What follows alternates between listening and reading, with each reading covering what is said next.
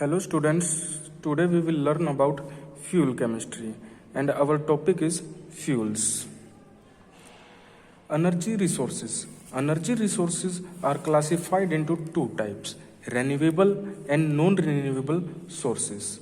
Renewable energy resources, it means comes from the sources that can be regenerated as fast as they are consumed. Renewable energy resources includes the following: hydropower. It means power produced by capturing the potential kinetic energy of water. Usually hydropower used in generating electricity in hydroelectric plants. Second is geothermal energy. The energy available as heat from within the earth crust, usually in the form of hot water or steam. Third is wind energy. In this, the kinetic energy of wind is converted into electricity in wind turbines. Fourth is solar energy. Solar radiations is exploited for generating heat or electricity. Now we will come to the second classifications of energy resources, that is non-renewable sources. Non-renewable energy resources are the energy sources which once removed from the earth will deplete or will not be replenished for thousands or even million of years. Examples of non-renewable sources are fossil fuel. Fossil fuel are the main renewable energy resources. Fossil fuel we created by decaying plant and animals that existed millions of years ago. And second example is nuclear energy. Nuclear energy is the power generated from the energy stored in the nuclei of atom.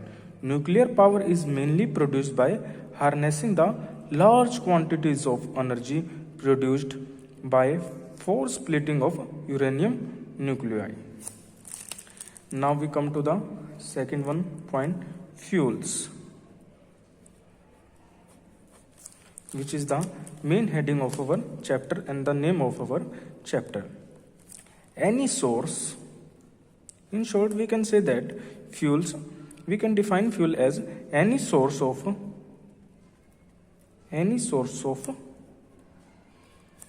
heat energy. Any source of heat energy is called a fuel.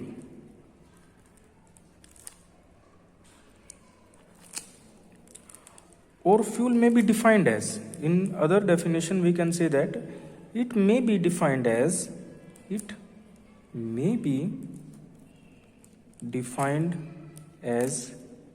any combustible material which is obtainable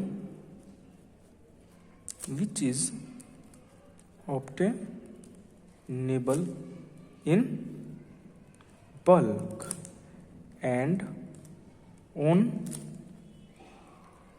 burning with oxygen produces heat. Fuels, in short we can say that any source of heat energy is called fuel.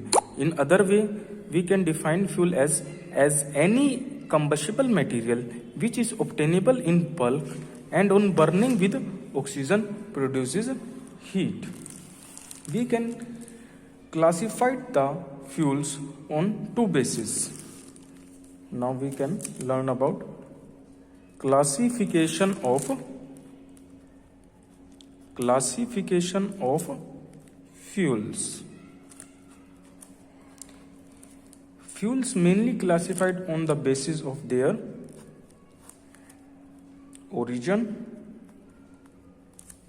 and second one is physical state. Classification of fuels on the basis of origin and physical state. On the basis of origin,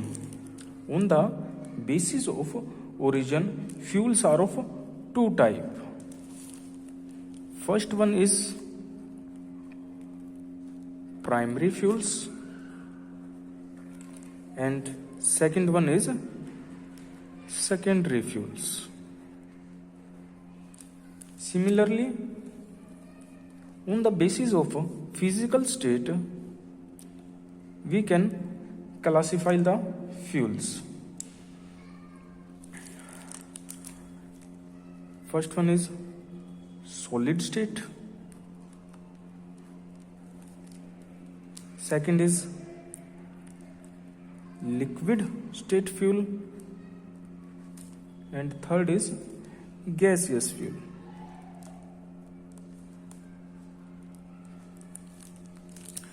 Now we will explain primary fuels.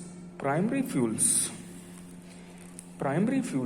which occur in nature as such are called primary fuels.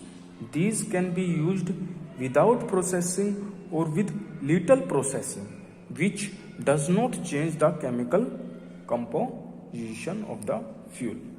The main thing is primary fuel is in this composition is not changed.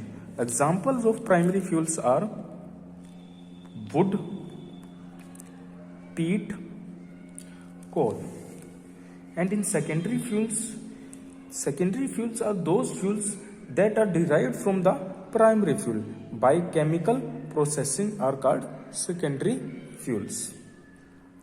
The main difference in primary fuel and secondary fuels: in primary fuels composition is same, but in secondary fuel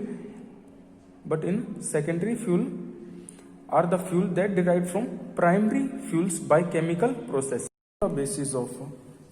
On the basis of physical state, fuel may be classified in three groups: solid fuel, liquid fuel, and gaseous fuel. Examples of solid fuels are wood, peat, coal. Examples of liquid fuel are crude oil, and example of gaseous fuels are natural gas, and there are many examples. Now we move to the next definition: calorific value. Calorific value. One of the most important characteristic of a fuel is its calorific value. The efficiency of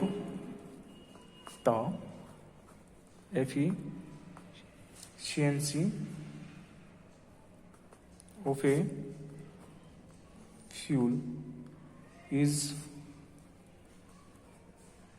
judged on the basis of its calorific value. The calorific value of fuel, it may be defined as the amount of heat produced by complete combustion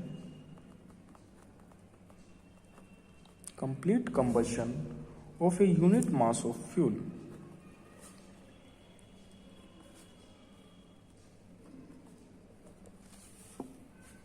unit mass of the fuel. Units of calorific value. Units of calorific value.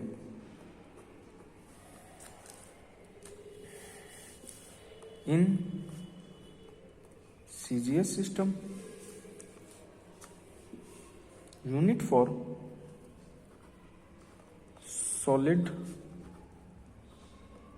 liquid fuel is calories per gram. It means we can measure the calorific value of solid and liquid fuels in calories gram, and for gaseous fuel calories per centimeter cube.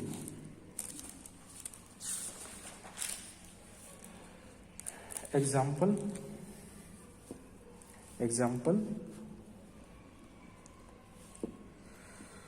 anthracite.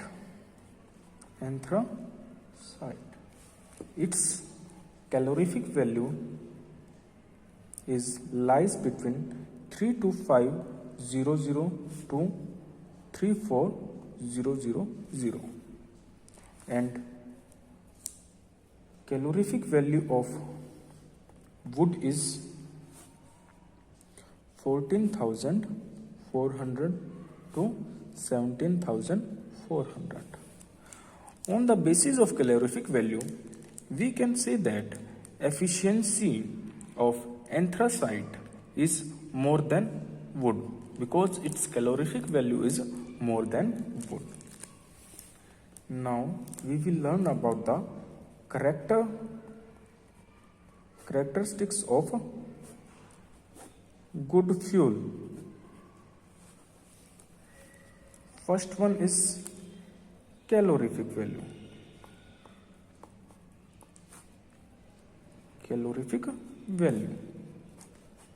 The fuel should possess high calorific value. Calorific value of the fuel is indicator of its efficiency. We can say that if the calorific value is high, its efficiency is also high, which is the characteristic of a good fuel. And second is moisture content.